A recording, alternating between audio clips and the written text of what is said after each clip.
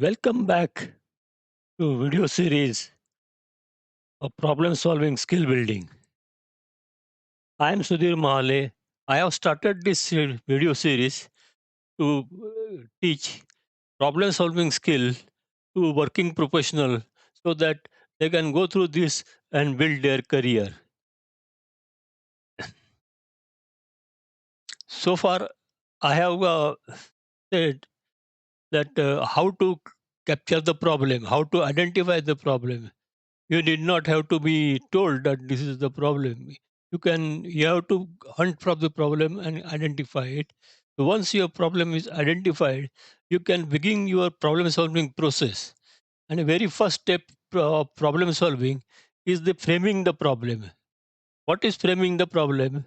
That you set boundaries to the problem, so that all other irrelevant issues are taken out. And it is applying a structured method for solving the problem. What is meant by structure? It is any particular problem solving process used in your organization, and so that you go on systematically go about solving the problem.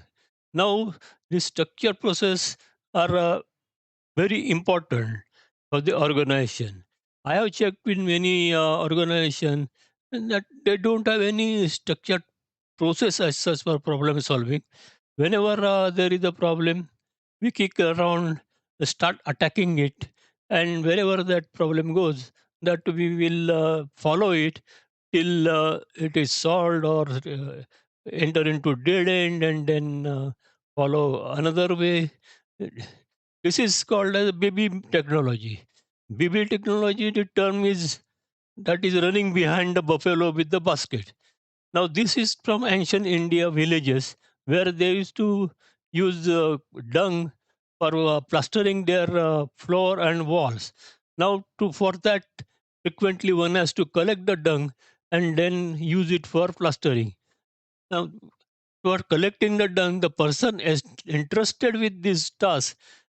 He takes a basket and run behind that animal.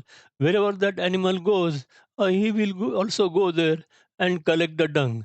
This is a very haphazard and time wasting method. So this is what BB technology is, and most of the people they are following BB technology. Well, we should have some properly uh, defined process for structuring the problem.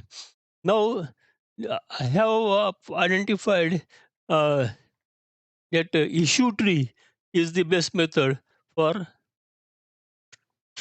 structuring the problem.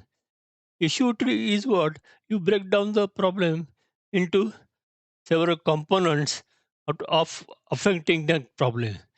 Uh, and you go on subdividing that issue. Suppose there are four main issues, then you can divide each main issue into further why that issue is there, and then you can subdivide it.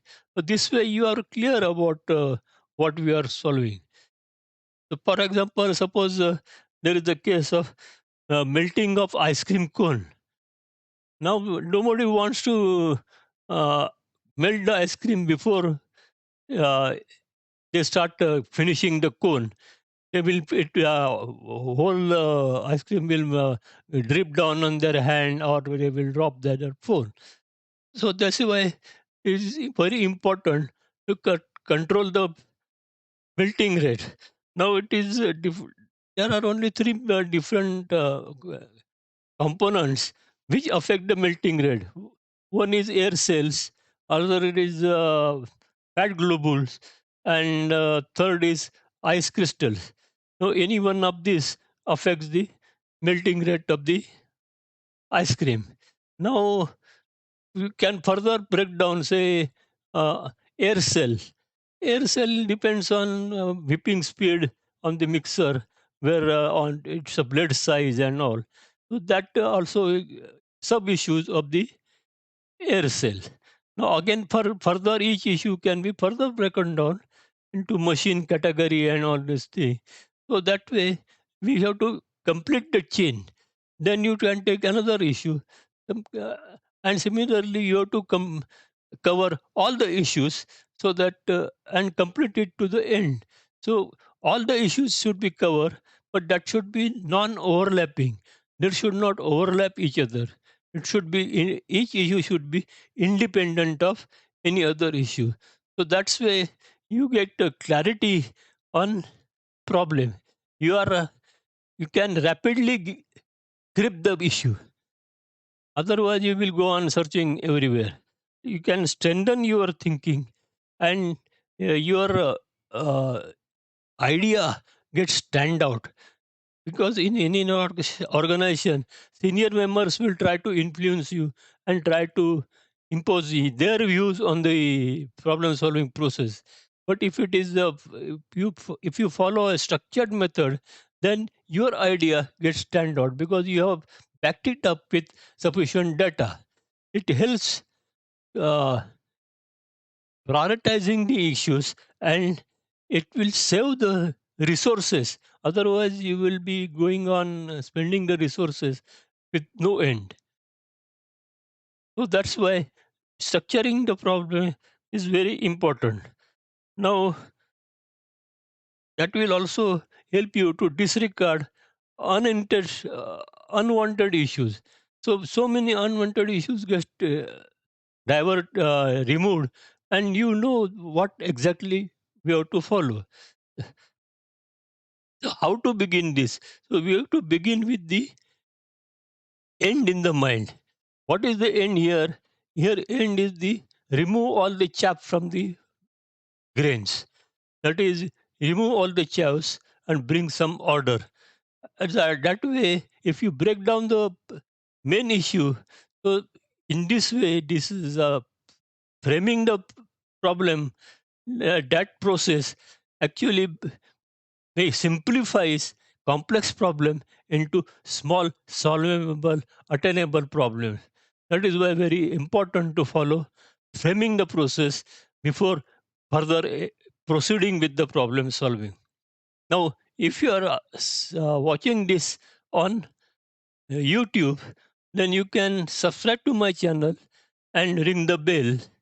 Also, if you are, you can give me thumbs up so that many people can be benefited from this. If you are watching this on Facebook, you can like my group and you can join my group so that you will get latest updates whenever I post new videos. Also, I have created a VIP group on Facebook, which is a like-minded professional. You can exchange ideas and help each other to grow their career. Also, if you are watching on LinkedIn, then you please follow me so that you will get all the uh, articles or videos or any other digital assets up, I mean, on LinkedIn, and you can gain some knowledge. So I thank you very much for observing my video,